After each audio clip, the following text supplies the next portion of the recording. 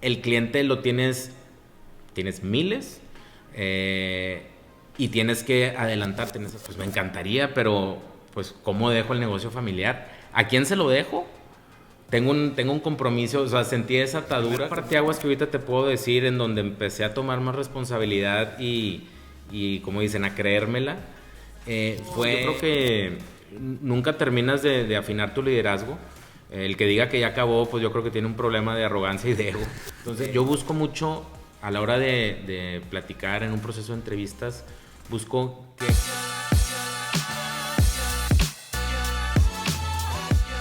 Hola y bienvenido a En Otro Nivel. Yo soy Chago Elizondo, emprendedor, atleta de aventura y anfitrión de este podcast. Mi objetivo con este podcast es contar historias que merecen ser contadas, motivarte y abrirte las puertas a las pláticas sinceras que tengo con mis invitados, personas a quienes considero están en otro nivel. Bienvenido y comenzamos.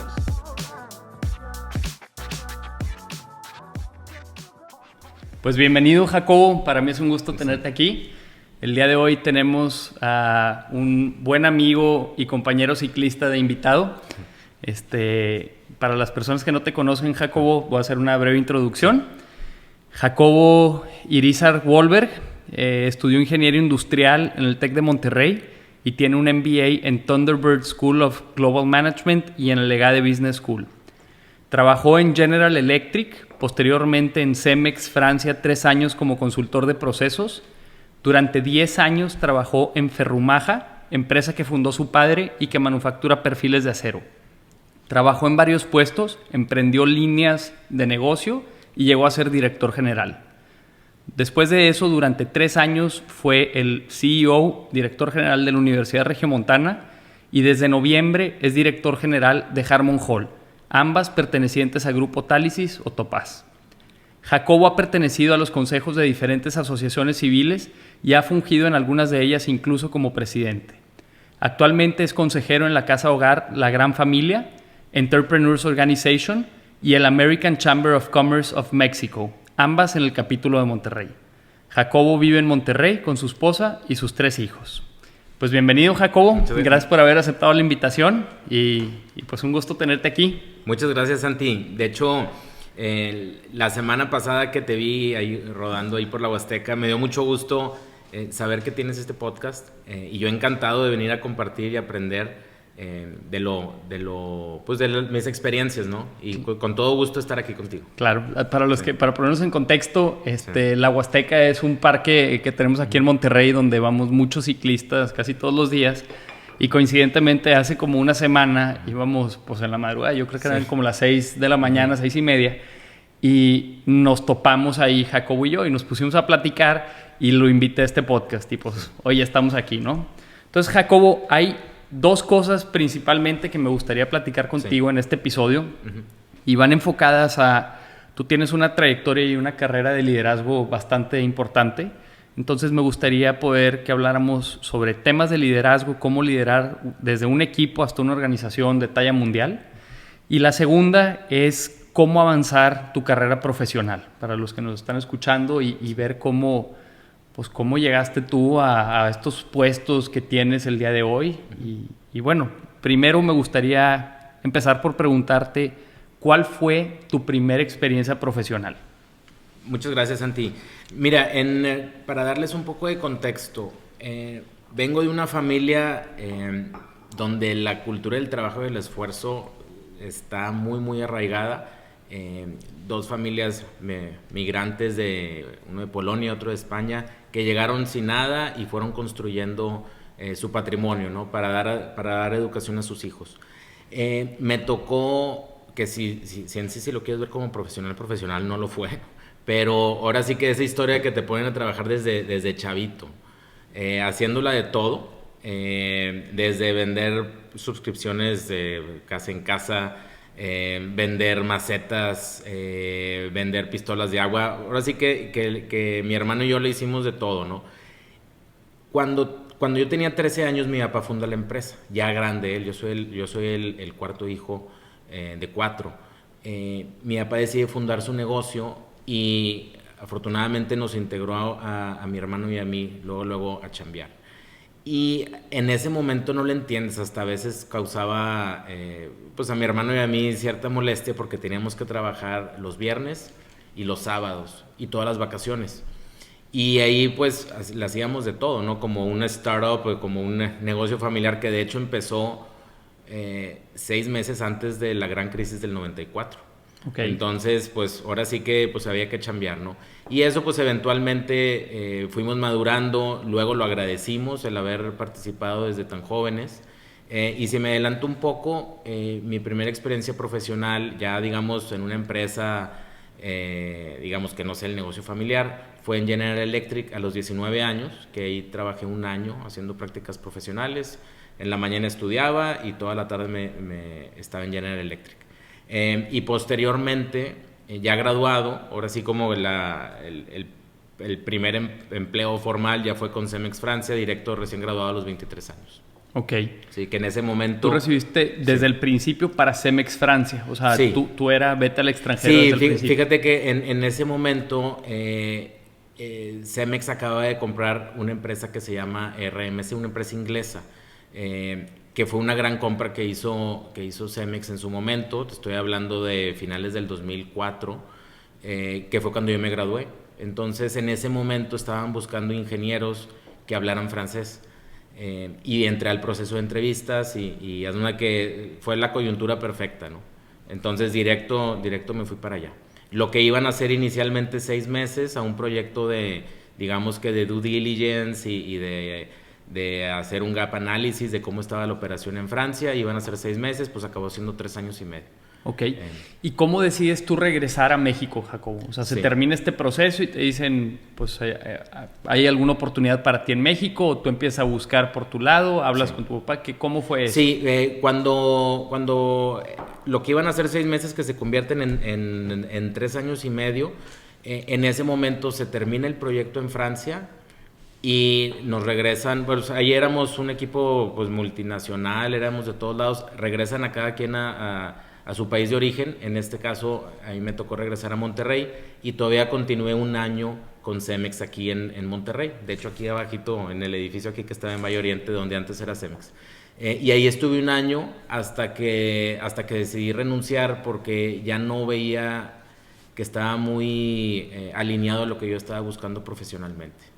Okay. Pero sin duda fue una gran escuela de la que aprendí bastante. ¿Y tú qué hacías ahí? Cuando tú regresaste, ¿qué era tu puesto? O sea, quiero entender esa transición natural de cómo... Sí, cuando regresé aquí era consultor de procesos comerciales. ¿Qué significa eso? En ese momento Cemex era dentro de la vicepresidencia o del área de IT and Process. Y yo estaba encargado de buscar las mejores herramientas digitales en su momento para que pudieran usar las fuerzas de ventas, ¿no? Primero piloteando en México y luego las mejores prácticas de aquí, migrarlas a otros países. Por ejemplo, en ese momento iba saliendo Salesforce, que ahorita es un monstruo de como CRM, ¿no? Entonces me tocó implementar el Salesforce aquí en México. Desde analizarlo, ir a San José, California, a ver cómo lo podíamos sacar provecho, platicar con la operación. Entonces, ese era el tipo de proyectos, ¿no? Buscar cómo comenzar a digitalizar Cemex. Ok. ¿Y de ahí qué siguió para ti profesionalmente, Jacobo? Sí. Aproveché, o sea, tuve este análisis de decir, oye, ¿debo de seguir en Cemex o no? ¿O me voy a hacer mi maestría? Y por otro lado... como te comentaba, soy el cuarto de 4 hermanos.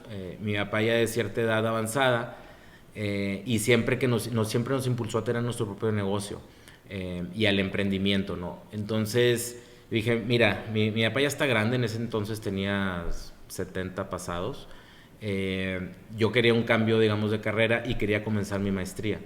Entonces estaba la opción, o me voy 2 años a cualquier universidad y dejo de trabajar, o busco un programa que me permita trabajar y estudiar. Así fue como di con el programa de Thunderbird y EGADE, y decidí volver al negocio, pensando ya en una transición. Ya había trabajado ahí, digamos, desde los 13 años y los veranos y en otros momentos un poco más. Entonces dije, es el momento de volver, ¿no? Y aplicar lo poco o mucho que tenía yo en ese entonces, como 28 años, empezar a involucrarme más en el negocio, ¿no? Ya ¿Tus hermanos trabajaban también en la empresa familiar? No, mis hermanas no, y mi hermano llegó a trabajar ahí y luego él empezó un negocio y también en el ramo del acero, pero otro tipo de procesos. Ok. Sí. Y bueno, cambiando un poquito el tema, ahorita voy a retomar la historia de cuando entras a esta empresa familiar y lo que continuó, pero me gustaría preguntarte, ¿cómo defines tú el éxito a nivel personal? Sí, Santi, digo, muy buena pregunta porque siempre es importante hacer estos balances de cómo andamos, ¿no? Y no dejarnos llevar por lo que a veces las redes o las redes sociales o las amistades nos pueden influenciar, ¿no? Para mí el éxito personal es cuando logras una plenitud en tus relaciones humanas, dígase familia y amigos, y digamos alineado, porque no lo podemos dejar fuera, donde tengas un trabajo productivo que vaya alineado a tu propósito de vida. Okay. Así lo pudiera simplificar. Claro que este tema da mucho que abarcar, pero sí es un sentido como de plenitud, de paz. Ok. Y creo que para eso pues tendrías que también entender tu propósito de vida primero, ¿no? Para tenerlo y luego saber que todo se alinea a eso, ¿no? Sí, exacto. Sí, y eso es un proceso muy, muy reflexivo. Sí. Y bueno, Jacobo, retomando un poquito en lo que estábamos. Sí. Entras a la empresa familiar, empiezas a crecer, me imagino, dentro de la misma empresa, ¿verdad? Sí. ¿Esto cómo fue? ¿Tú con qué puesto entraste cuando entraste a Ferrumaja? Sí, mira, ya que regreso, y es la historia yo creo que de muchas empresas mexicanas familiares, ¿no?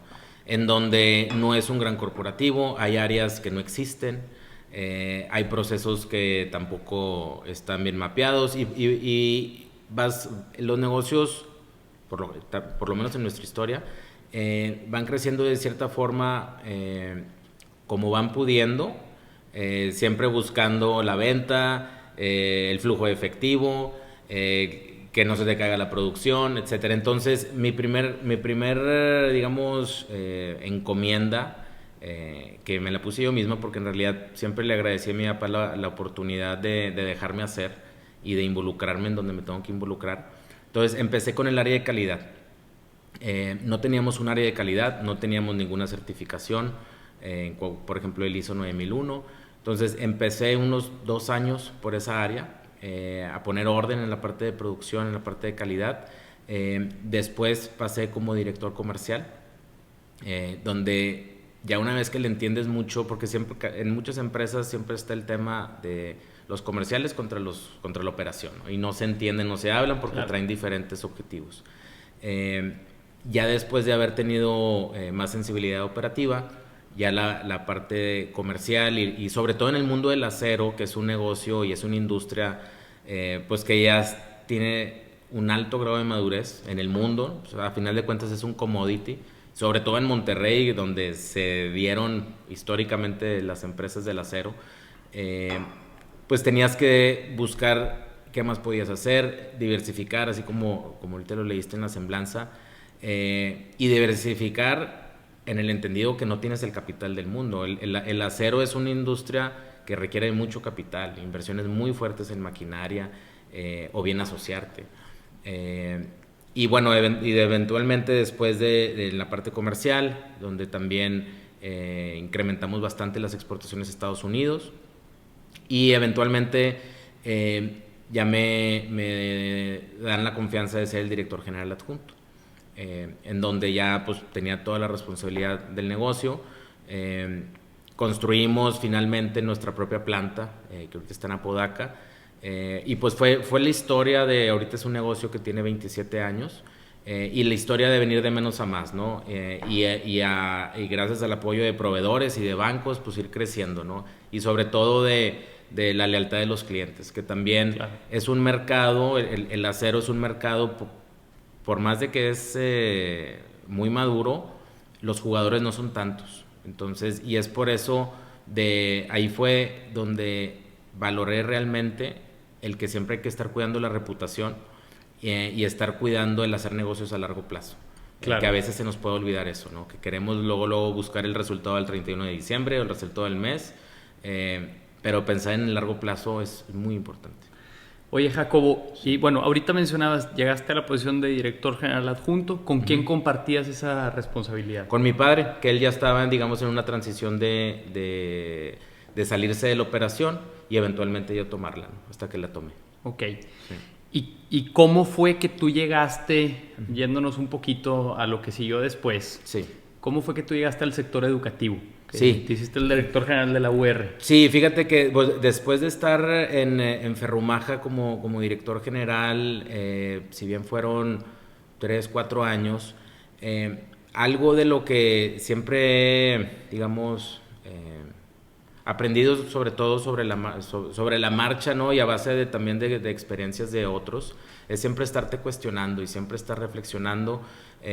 Bueno, tú y yo formamos parte de EO, de Entrepreneurs Organization, y en un programa que tiene EO, que es un programa ejecutivo de irte 3 veranos a MIT y compartir con otras 60 personas de EO, pero de muchas industrias y de muchos países, con el fin de actualizarte profesionalmente, pero también profundizas mucho en la parte personal y en la parte de introspección. Y ahí fue donde pues a raíz de ejercicios y de compartir con los diferentes compañeros que se acaban siendo amigos muy cercanos, me di cuenta que el seguir en la industria del acero no era mi llamado, no era lo que me movía las entrañas, si bien estaba pues digamos en un trabajo muy bueno, creando impacto, dando buenos empleos, creando un impacto en un nivel digamos, más controlado y más chico, y yo no me sentía que de ahí debía estar toda la vida, ¿no? Y siempre con mi papá y con mi familia tuve una conversación muy abierta en donde, si bien valoro la oportunidad, y yo creo que muchas familias o muchas personas quisieran tener un negocio propio, mi sentido era más de servir hacia la comunidad y de hacer un impacto más grande. Entonces ahí fue cuando estaba yo teniendo esos cuestionamientos internos. Voy a desayunar, me invita a desayunar un amigo que tengo desde prepa, que él se había integrado al grupo Topaz, y me dice, oye, fíjate que andamos buscando un director general para la UR, ¿te interesaría? Mi primera reacción fue, pues me encantaría, pero pues ¿cómo dejo el negocio familiar? ¿A quién se lo dejo? Tengo un compromiso, o sea, sentí esa atadura, que muchas veces esas ataduras las hacemos nosotros mismos, porque en ningún momento yo estaba obligado a estar ahí. Pero mi primera reacción fue como que, no sé si fue una mezcla de comodidad, miedo, no le quiero entrar a ese tema, yo ya estoy, digamos que catalogado para seguirle por aquí. Y pues le dije, no, gracias. Y luego me lo vuelvo a topar como a los 2 meses y me vuelve a decir, y yo me había quedado con la cosa, ¿no? Y luego lo platico con mi esposa Celina y me dice, oye, pues hace todo el sentido del mundo por lo que te gusta. Te gusta el tema educativo, te gusta el tema de servir, te gusta el tema del impacto. ¿Qué mejor impacto que dirigir una universidad? Y más que es una universidad que tiene el suficiente tamaño para hacer impacto, pero tampoco es tan grande como para mover un monstruo hacia una dirección u otra, ¿no? Entonces, al día siguiente le hablo y le digo, ¿sabes qué? Sí me interesa participar en el proceso, ¿no? Ya, pues fue un proceso como de 2, 3 meses de entrevistas, etcétera. Afortunadamente me dan la confianza de hacerlo y no me arrepiento para nada, ¿no? Así fue el cambio, ¿no? Te pudiera decir un poco del background de mi primera incursión en educación, pero tú me dices. ¿Qué pasó? Me interesa preguntarte y saber qué pasó del otro lado de la moneda. O sea, en la empresa, claro, ¿ustedes abren una convocatoria para buscar un nuevo director general o empieza un proceso también para ese vacío que se va a quedar ahí? Sí, fíjate que esas conversaciones empezaron a dar, digamos, en un verano, y yo le aviso a mi papá mi decisión y qué opciones tenemos. Él, como te digo, siempre he estado muy agradecido que nunca sentí ese yugo o esa, iba a decir pues en inglés, ese Blackberry de prisionero que no te puede soltar, ¿no? Entonces, él lo comprendió, vio que totalmente se alineaba a lo que a mí me gusta. Entonces me dijo, pues vamos a buscar a alguien. La idea era, y así fue, si bien no iba a estar yo de operativo, sí iba a quedarme en el consejo, digamos, no supervisando, porque pues claro, no puedes estar supervisando todos los días, ¿no? Pero sí a manera estratégica hacia dónde iba el negocio. Y es un rol que sigo llevando. Entonces era más que todo buscar a alguien que me quitara de la operación. Entonces se le avisó al equipo y digamos que se hizo una transición. Yo le comenté a Dionisio en la Universidad Regiomontana, le dije, puedo entrar en noviembre. Entonces hubo unos meses que preparamos esa transición ordenada. ¿Sí? Ok. Que ya me había adelantado mucho en cuanto a dejar las cosas arregladas, ¿no? Es como que no había, no te voy a decir un manual perfecto de puesto, pero sí las cosas arregladas para que fuera una transición más ordenada. Más suave. Exacto. Ok. Sí. Oye, Jacobo, me gustaría preguntarte si hay algún evento específico que haya sucedido en tu vida que tú crees que han sido parteaguas, así como esto que me platicas aquí, una comida donde un amigo pues, te propuso ser, o no que te propuso, te comentó que existía la oportunidad de ser, ¿no? Y hoy completamente pues definió tu carrera profesional hasta este momento, así. Además de esa comida o algo, ¿qué eventos específicos me pudieras mencionar que crees tú son un parteaguas en que tú seas el Jacobo que eres hoy? Mira, yo pudiera pensar desde luego que tener una niñez en donde, y le echo ahí carrilla a mis papás de que era child labor, pero en realidad eso, pues no lo puedo, eso es más que todo como que una realidad que yo tuve de niño, ¿no? Mi primer parteaguas que ahorita te puedo decir en donde empecé a tomar más responsabilidad y como dicen, a creérmela, fue cuando estaba en el TEC. Hay un programa que se llama Play, programa de liderazgo empresarial, en donde como alumno vas, digamos, patrocinado por una empresa para hacerle algún proyecto durante el verano en varios países. Y había participado 2 años en ese programa. Y me quería yo lanzar para participar en la mesa directiva como coordinador de una de las misiones. Le platico a mi papá y me dice, oye, ¿por qué no te lanzas de presidente? Y yo, no, papá, ¿cómo? O sea, no me siento como que yo puedo ser el presidente. Y dice, ¿por qué no? Y dije, pues sí, pues ¿por qué no?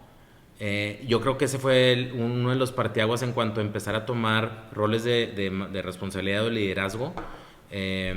Y pues a final de cuentas me lancé, igual proceso de entrevistas, etcétera, y pues también me dieron la confianza y quedé. Ese fue un parteaguas que me dio, digamos, autoestima, seguridad a seguir buscando posiciones de liderazgo. Otro es cuando me decido participar en el proceso de Cemex Francia, yo ya tenía 2 opciones de trabajo. Una en lo que PepsiCo, Gamesa, y otra en EMAC. Y ya tenía ahí, digamos, la posibilidad de entrar. Me buscan de Cemex y digo, híjole, pues es que nomás son 6 meses y luego no sé qué va a pasar. Yo había estudiado en Francia cuando estaba en el TEC, 6 meses, me quedé enamorado del país, de la cultura, del conocer gente de otros países, etcétera. Y a final de cuentas era una apuesta, ¿no? O le apuesto a estas empresas que también son muy grandes y donde puedo crecer mucho, o le apuesto a Cemex, que en 6 meses no sé qué va a pasar. Entonces, pues le aposté a Cemex y pues, pasaron las cosas que pasaron, ¿no? Entonces ese fue otro parteaguas. Y definitivamente el que te acabo de platicar, de decidir tener esa plática con mi esposa y que me dio el empujoncito y decir, órale, claro, sí, esto hace sentido con tu vida, dale, ¿no? Oye, Jacobo, ¿y para ti los líderes nacen o se hacen? Yo creo que se hacen, Santi. En su principal componente se hacen. Definitivamente las circunstancias en las que naces y las oportunidades en donde naces son un componente. Si nos vamos a extremos, pues no sé, si naces en condiciones súper precarias está muy, muy difícil, ¿no? Pero, y es también, digo, y conectando un poco, es por eso también lo importante de ofrecer oportunidades a niños y jóvenes, ¿no? Claro. Y nuestro deber de ver a quién más le damos oportunidades, ¿no? Pero principalmente yo creo que se hacen a través de ir tomando, digamos, decisiones, de participar y de tener experiencias críticas que te van forjando, que te van madurando. Las adversidades también nos van forjando, pero a final de cuentas yo creo que en su gran componente te vas haciendo, ¿no? Yo también creo. Y es algo que nunca acabas, Y creo que se ejercita. Sí. Creo que eso que acabas de decir antes Sí. de cuando tu papá te dice, oye, si te lanzas de presidente, y como dijiste tú, pues eso te dio la confianza Sí. de tal vez después volver a levantar la mano o volver a participar en procesos o Sí. saber que pues está en ti el empezar a tomar la decisión, ¿no? Y Sí. pues yo creo que se va ejercitando, Sí. ¿no? Conforme. Y es algo, yo creo que nunca terminas de afinar tu liderazgo. El que diga que ya acabó, pues yo creo que tiene un problema de arrogancia y de ego. Y ves la historia. A mí me gustó mucho de leer de la historia, ¿no? Y de diferentes casos. A mí me impresionaba cómo, no sé, un Napoleón, digo, podrán ser juzgado bien o mal, no quiero entrar en ese tema, pero como a los 33 años andaba conquistando países a caballo, claro que con un mega ejército, ¿no? Pero, o un Mark Zuckerberg que empezó muy chavo, digo, ni se diga el tamaño de empresa que tiene ahorita, y puede hacer muchas cosas. Y dices, oye, pues no es un extraterrestre, es igual que tú y yo. Claro. Tiene los mismos miedos, etcétera, pero el mindset es muy diferente. Entonces, ir trabajando en tu liderazgo y en tu mindset, pues te va haciendo, creo yo. Sí. Jacobo, hablando un poquito en específico de tu rol en la UR Ajá. y ahora tu rol en Harmon Hall, Sí. ¿cómo ha sido liderar organizaciones de ese tamaño a través de una crisis como lo fue la pandemia que acabamos de vivir? Claro. O sea, ¿qué retos hubo? ¿Cómo los afrontaste? ¿Y qué lecciones te llevas tú de esto? Sí. Mira, lo que fue cuando empezó la pandemia, en marzo del 2020, en ese entonces yo estaba exclusivamente en la UR. Si bien somos parte del mismo grupo, ahí me tocaba llevar la UR. La UR, el principal reto fue, y yo creo que de todas las industrias, es que no sabíamos cuándo iba a acabar. Y en la educación, como en todos los negocios, el tema de planear es fundamental. Entonces, cuando llega esto en marzo, que si bien afortunadamente ya habíamos invertido lo suficiente en plataformas tecnológicas para tener los contenidos y digamos, el Zoom, todas las plataformas para conectarte, pues nos habíamos recargado como quiera mucho en la parte presencial. Entonces el que te digan, oye, ya el lunes todo digital, no me preocupaban las herramientas, lo que me preocupaba era la adopción de las herramientas por parte de los maestros y por parte de los alumnos. Siempre con la presión de cuándo vamos a volver, o hay que invertirle en estas capacitaciones, hay que invertirle en los anchos de banda, hay que invertir en muchas cosas que están tras bambalinas que un alumno pues no sabe todo, ¿no? Y siempre la parte de la presión del alumnado, de los papás, pues siempre es importante porque a veces se pudiera sobresimplificar cómo estamos actuando o qué acciones estamos tomando, ¿no?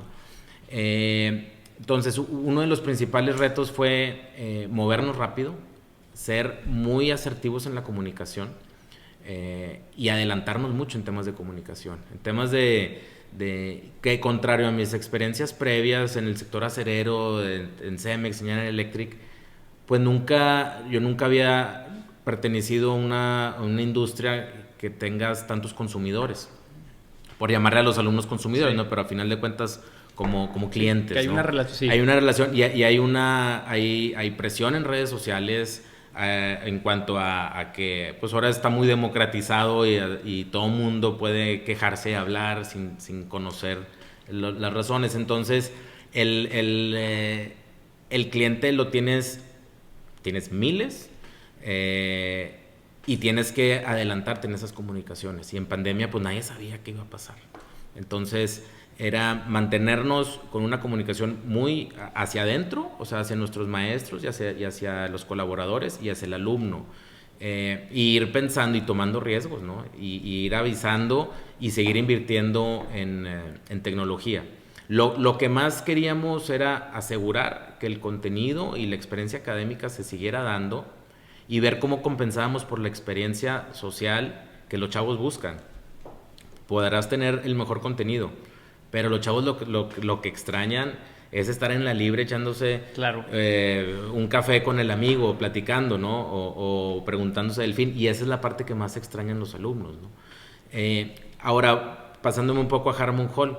Harmon Hall me piden tomar y me dan mucha, digo, estoy muy agradecido por esa confianza que me dieron de pasarme la batuta de Harmon Hall.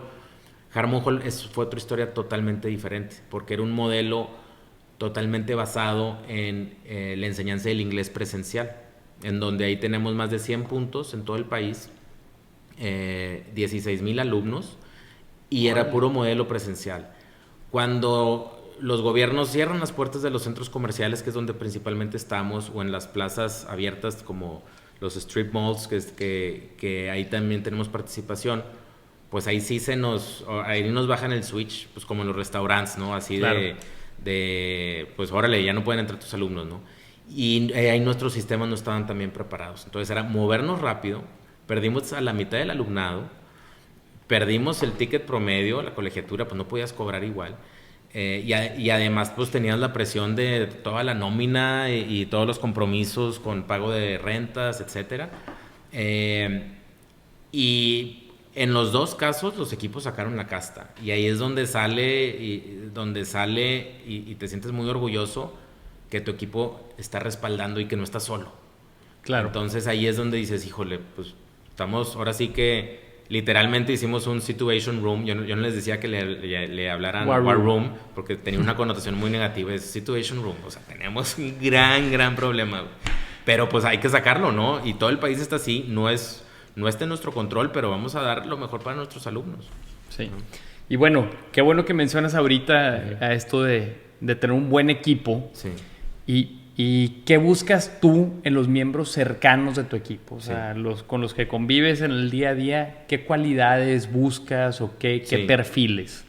Mira, en mi experiencia me ha pasado de las dos, ¿no? Una es contratar a gente de tu equipo cercano y otra es heredar equipos. Y las dos son realidades por las que todos vamos a pasar, ¿no? En algunos casos heredas equipos, puedes hacer cambios, y en otros no hay cambios. Trabajas y dales chance, y ahorita no hay para andar haciendo cambios, ¿no? Y en otros, pues sí te toca from scratch, ¿no? Yo lo que, más que las competencias técnicas que pudiera tener alguien, busco cómo se alinean sus valores con los de la empresa y con los del mismo equipo. Digamos, con los estándares que ha puesto el equipo, porque al final de cuentas acaba siendo una tribu. Por lo general, digo, me ha tocado tener equipos desde 2, 3 personas hasta 9, 10, ahorita en mi equipo tengo 10, y acaban teniendo una misma esencia. Y a veces, si contratas a alguien que tiene muy buenas competencias técnicas, pero no trae la cultura ni de la empresa, ni en sí hace fit con el equipo, el mismo equipo lo expulsa. Claro. Y lo botan, ¿no? Es como que no hubo una compatibilidad. Entonces yo busco mucho, a la hora de platicar en un proceso de entrevistas, busco qué experiencias ha tenido, qué experiencias lo han forjado. No experiencias de que, trabajé 3 años en Banamex y traje tantos clientes. Más que todo es qué cosas qué situaciones críticas vivió, pero que me las platique, ¿no? Porque en una entrevista, la típica entrevista, creo, y que en las típicas preguntas de entrevista, yo no creo mucho en ellas, ¿no? Porque son casi actos. Claro. Pero al indagar y jalar el hilito de estas experiencias, donde te hable, que no sea una persona que esté muy ensimismado, que sea muy el protagonista y que tenga el ego muy alto, y lo vas leyendo, ¿no? Contrario, alguien que habla del equipo, de cómo se apoyó, y cómo aportó y cómo le ayudaron, que se vea cierto grado de humildad y de ganas de querer de seguir creciendo y aprendiendo, eso lo valoro mucho, ¿no? Claro. Porque a final de cuentas, cuando se vienen las pandemias, cuando se vienen los grandes problemas, cuando se vienen temas económicos, cuando se viene el tema de que alguien tiene que dar el extra, pues ahí es donde sacan el carácter, ¿no? Y bueno, y hablando de esto, Jacobo, Sí. para ti, ¿cuál es la situación más difícil que te ha tocado vivir? Ujú. Y también la decisión más difícil que has tenido que tomar, si Sí. la tendrás ahí en mente.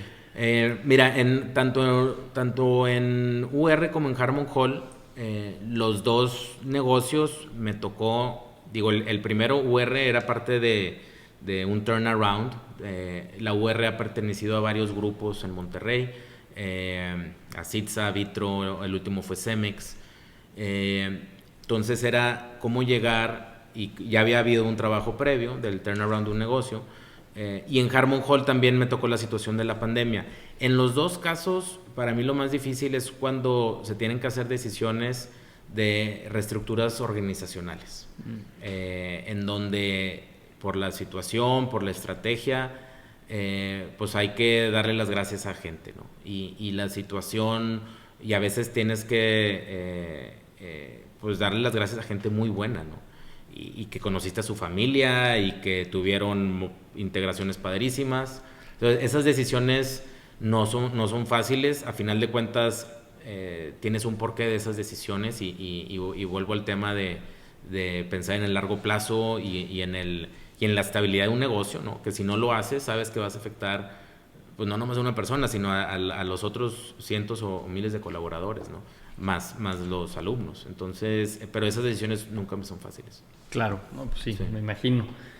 Y regresando al tema educativo, Ajá. y a tu rol ahora en Harmon Hall, Sí. ¿tú cómo ves el futuro pues en este sector, en la educación en general Sí. y luego en particular en Harmon Hall? Como Ok. que, ¿cuál es la estrategia Sí. de aquí para adelante? ¿Van a regresar a las aulas? ¿Van a dejarlo digital? Sí. ¿Van a...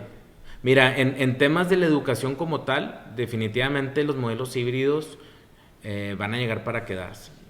No creo, y te hablo a título personal, digo, y también como parte de la empresa, el volver a lo que conocíamos antes de marzo del 2020, no creemos que vaya a volver, ¿no? O sea, se ha encontrado muchos beneficios de la parte híbrida, tanto en temas de movilidad en ciudades grandes, ¿no? El ahorro que hay en traslados, el aprovechamiento que hay muchas veces que te permite tener docentes que antes no los tenías accesibles porque no se podían desplazar o porque están en otra ciudad.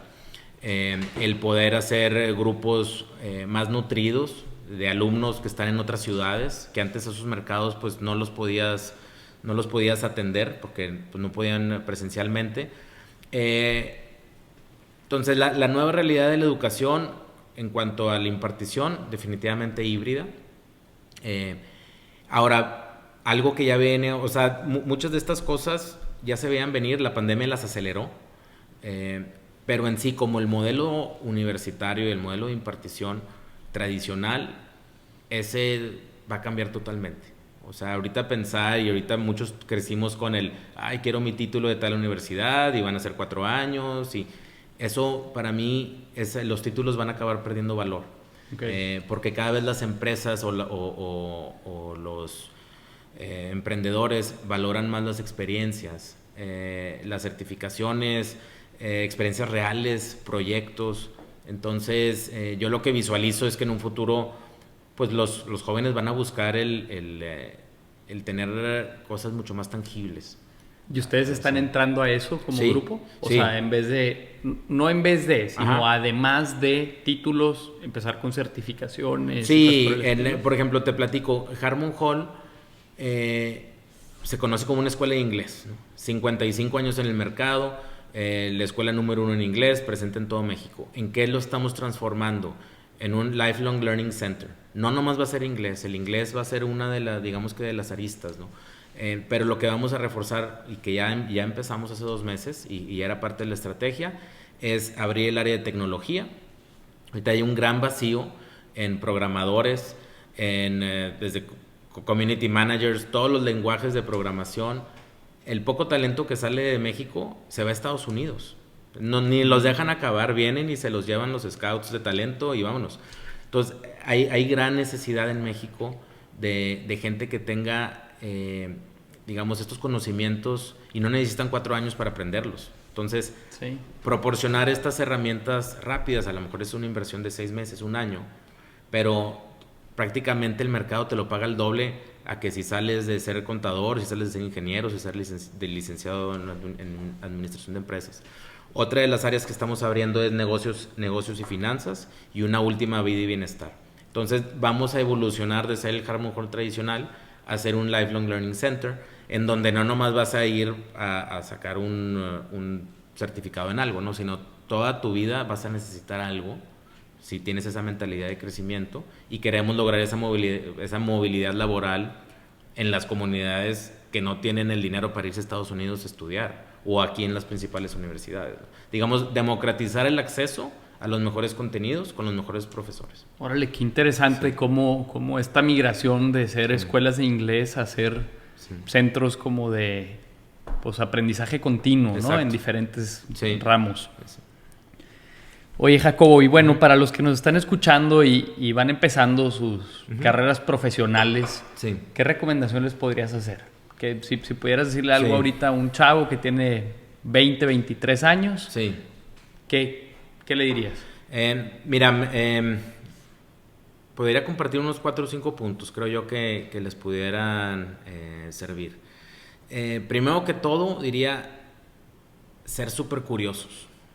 El momento que decimos, híjole, es que así estaba, desde que yo llegué así estaba, mejor no le muevo. A ver, pregunta por qué y qué más, y qué puedes, digamos, ir indagando, ¿no? Porque eso te va llevando a muchas avenidas y te empiezas a distinguir, creo yo.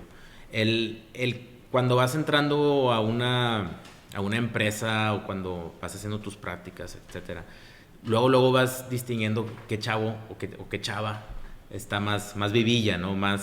Siempre está dispuesta o dispuesto a dar el extra, aunque no le pagues más, aunque se tengan que quedar más tiempo. Entonces, en medida, y no quiero sonar trillado en el de salirte de tu zona de confort, pero sí en el tema de reforzar el de no te conformes con hacer lo que te toca e irte a tu casa, ¿no? Sino siempre estarte cuestionando qué puedes hacer mejor, pidiendo feedback de, oye, ¿cómo le puedo hacer para ser más productivo? Y creo yo también estar muy atento a leer o a preguntar o indagar cuáles son las prioridades o del jefe que te tocó o del cliente. O sea, siempre estar como que cuestionando, a ver, sí, tengo 20 cosas que hacer, pero realmente cuál es ahorita lo que le está quitando el sueño a mi jefe, y cómo yo le puedo entrar a ayudarle con eso. Okay. Y creo yo que también diría ser muy celosos, muy selectivos en qué invierten el tiempo. Ahorita, digo, muchos años, ¿no? Pero ahorita está mucho más marcado los distractores que hay.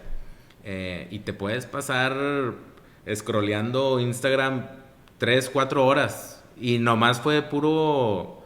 no estoy diciendo que no lo hagan, ¿no? Sino controla nomás tus tiempos, ¿no? Porque si haces un balance de tus tiempos y le inviertes, oye, a ver, a lo mejor en estas horas pude haber aprendido otra cosa, o me pude haber involucrado en otra área de la empresa que no me llamaron, pero que yo me estoy voluntariando, o puedo tener un mentor.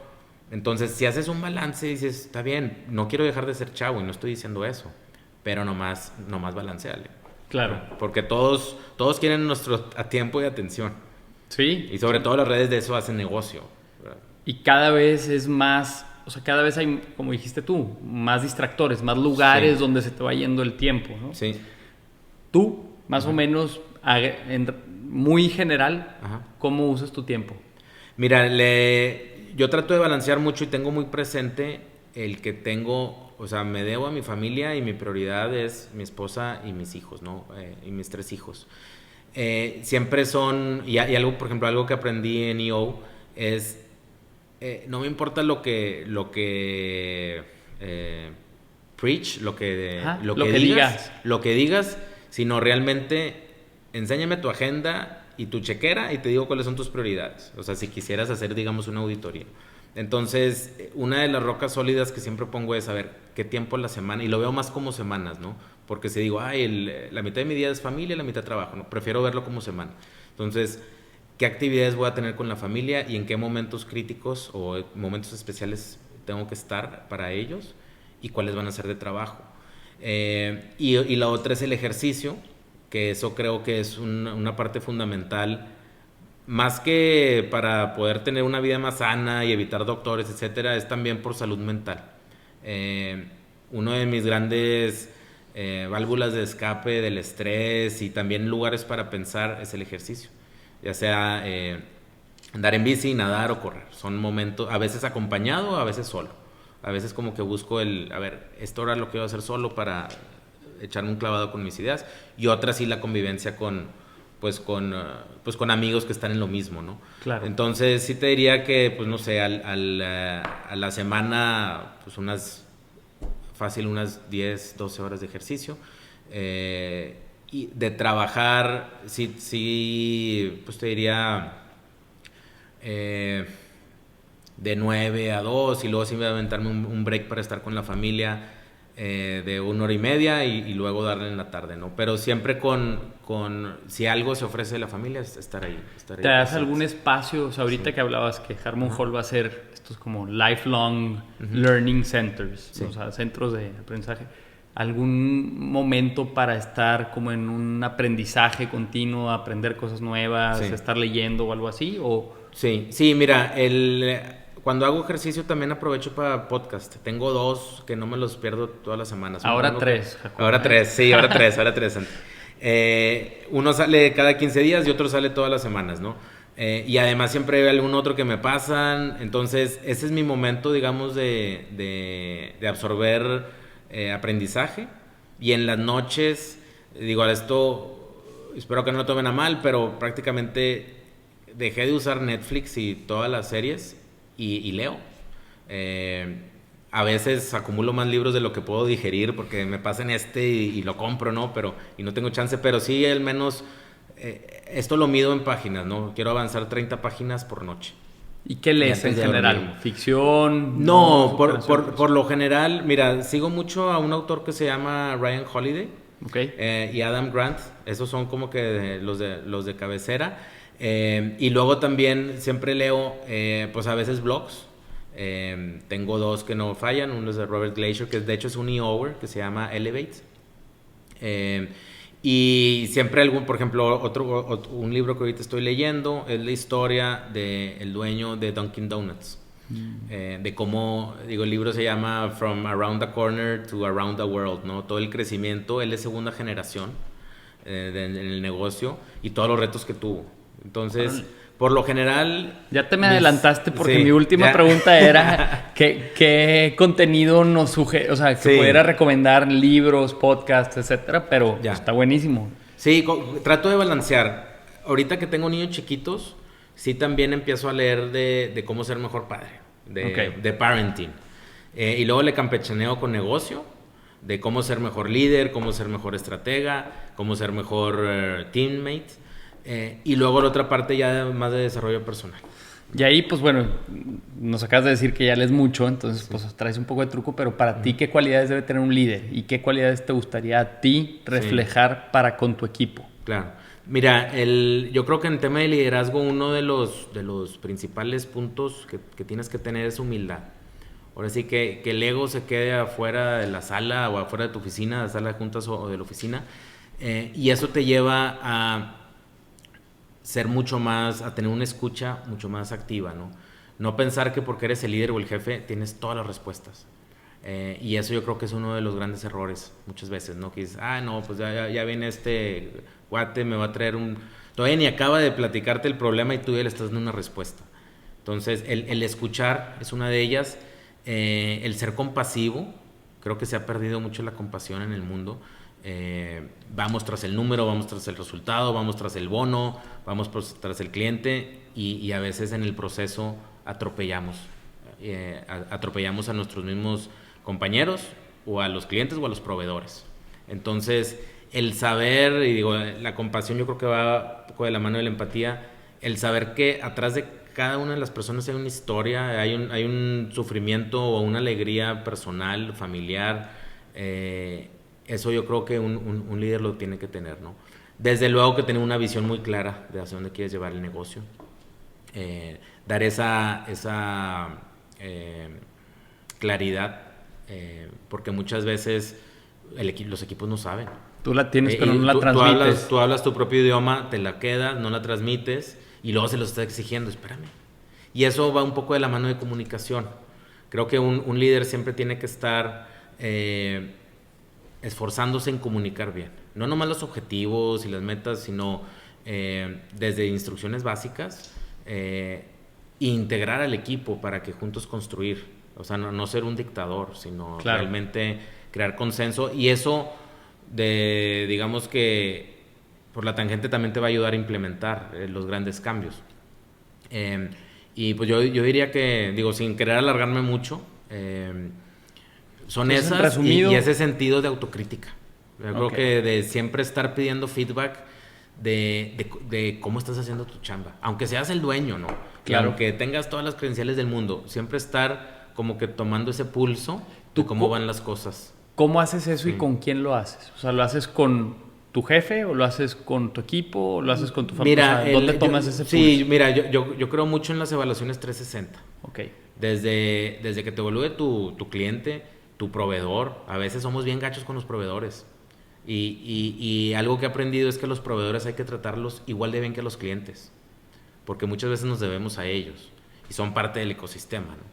Entonces, el feedback tiene que ser tanto con la gente que te reporta, con proveedores, clientes, si tienes socios, si tienes jefe, y si tú eres el dueño, pues como quiera, o sea, algún jefe tienes, y si eres el dueño, pues el jefe es tu cliente. Claro. Entonces, si no tienes esa apertura, o si el ego lo tienes muy alto y dices, no, pues yo estoy a todo dar, se ven tranquilos. A ver, pregúntale bien, o investiga. Vete por el backdoor y vas a ver, pues no eres tan fregón como dices. Entonces, claro. Siempre tener ese sentido de autocrítica o de self-awareness, creo yo que es muy, muy válido. Oye, Jacobo, ¿dónde te ves terminando tu carrera profesional? O sea, en muchísimos años de aquí, ¿te ves en el sector educativo? Sí. ¿Te ves regresando a la empresa familiar? Uh-huh. ¿Te ves de docente haciendo qué? Sí, mira, digamos, ahorita tengo ya prácticamente 40, hablando en unos 30, 35 años.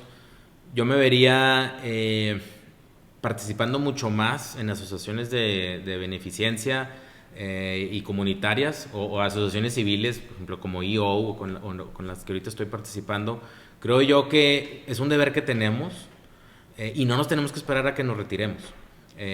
Mucha de la mentalidad a veces en México es, no, pues ya que tenga mi patrimonio, ya que tenga lana, ya que gradúe a mis hijos, ya que los case, ahora sí le empiezo a entrar. Pero el país no necesita mucho más compromiso y mucho más participación.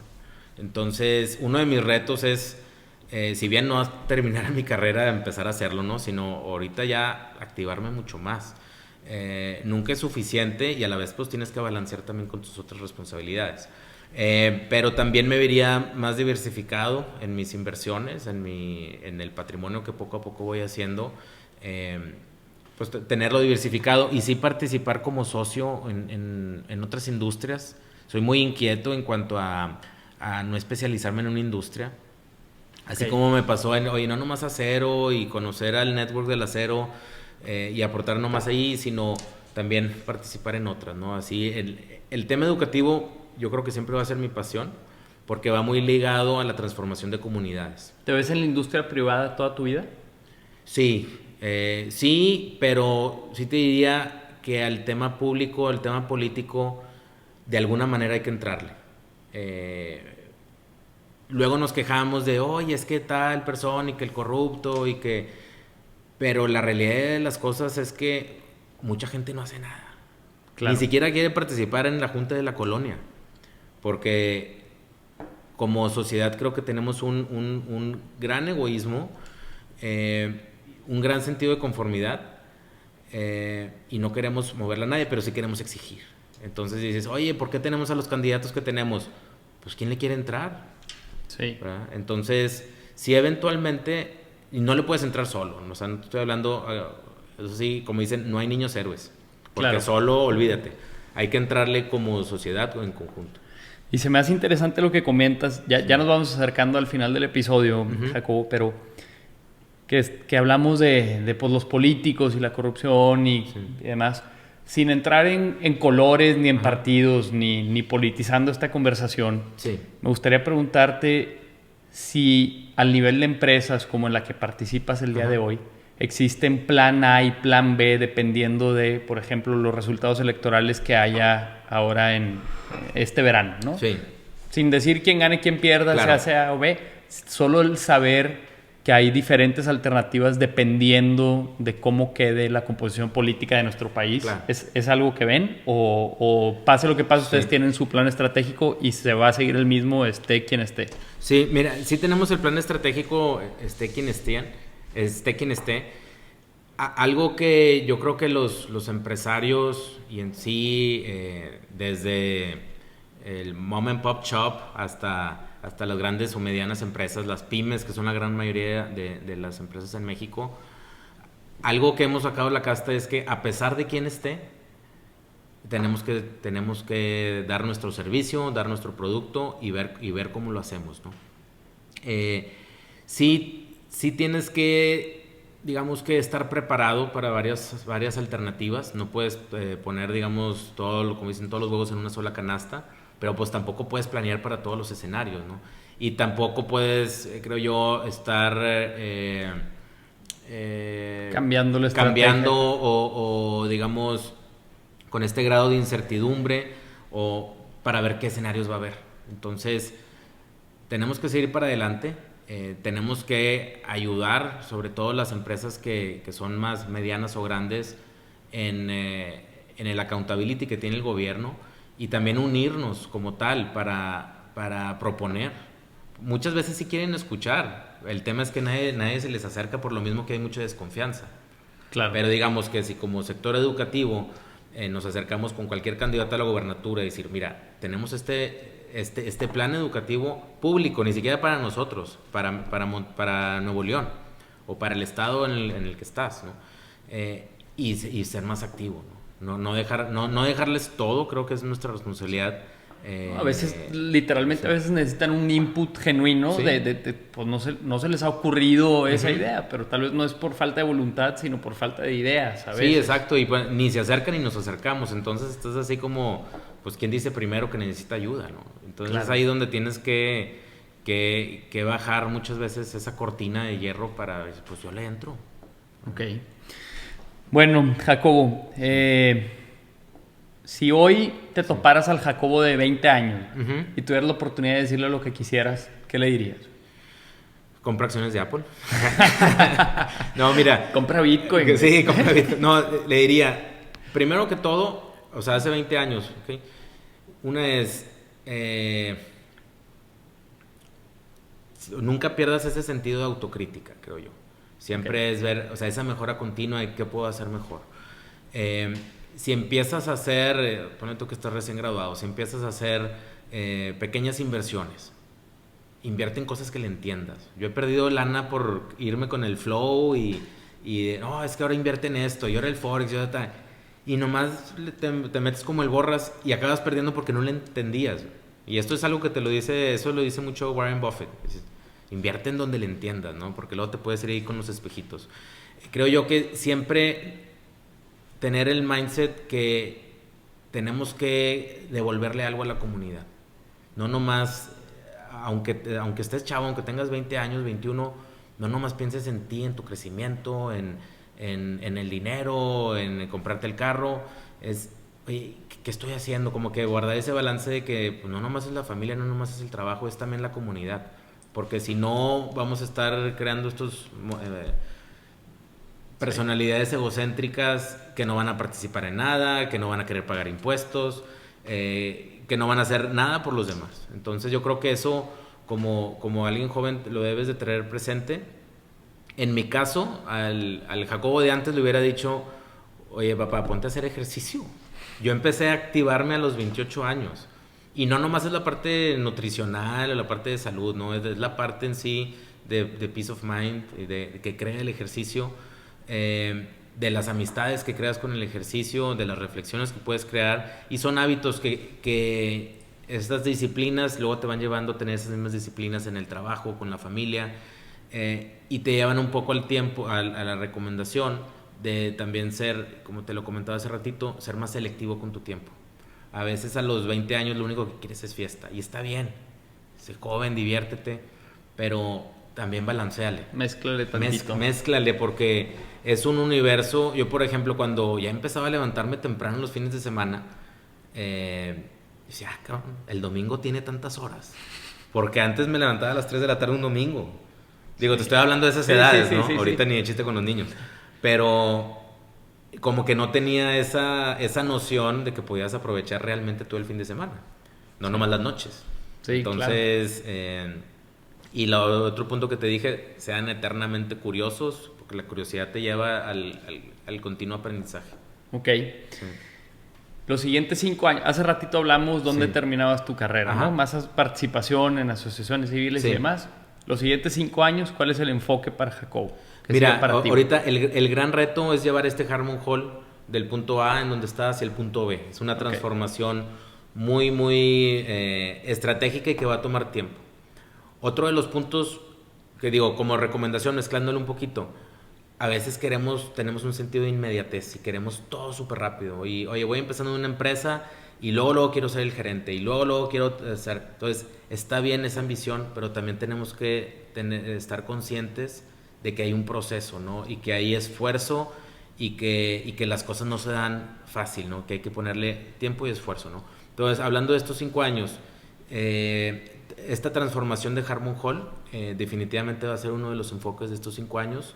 Sí quiero, como te comentaba, aumentar mi participación en asociaciones. No quiero andar en 10, ¿no? Me interesa estar en 2 o 3, pero dando valor. Y si voy a estar 1 hora a la semana, pues dar valor esa semana. No ir nomás ahí a llenar una silla y calentar una silla, ¿no? Y pues definitivamente estar muy al pendiente y algo que creo que es fundamental, la educación de los niños durante sus primeros años. Entonces estar muy, muy al pendiente de eso. Excelente. Bueno, Jacobo, tengo unas últimas 2. Sí. La primera es, si tú estuvieras ahorita en mi lugar y tuvieras la oportunidad de hacerte una pregunta que no te he hecho, ¿qué te preguntarías? Órale. ¿Qué nos quieres decir, güey, que no te he preguntado?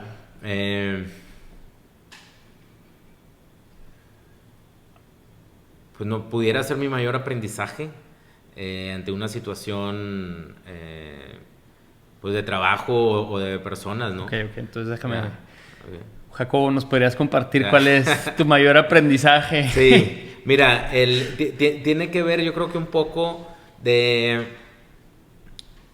así los guamazos grandes que he tenido en mi vida ha sido cuando llego a pensar que ya me la sé. Y por eso refuerzo mucho el tema de humildad, de la humildad. Que dijiste hace rato. Sí, exacto. Porque, por ejemplo, cuando empezaban el rol de liderazgo, te digo, en el Play, una vez me sentaron toda la mesa y me dio un feedback fuertísimo por mi estilo de liderazgo. Y era encaminado al tema del ego y el saber yo aquí soy el jefe. Entonces, es más autocrático ahí. Sí, exacto. Entonces, pues en ese entonces tenía 21, 22 años, ¿no? Dije, esta no la vuelvo a hacer. Porque ahorita fue esto y luego al rato qué va a ser, ¿no? Entonces, y a veces decisiones acaloradas que haces también lo haces por... sabes que esto es como la vez pasada, vamos a ir por aquí. Entonces, en el momento que piensas que tu historia del pasado y tus acciones del pasado van a ser la solución para los problemas que se te van presentando, ahí yo creo que es una alerta, ¿no? Okay. Porque cada cosa hay que taclear diferente, ¿no?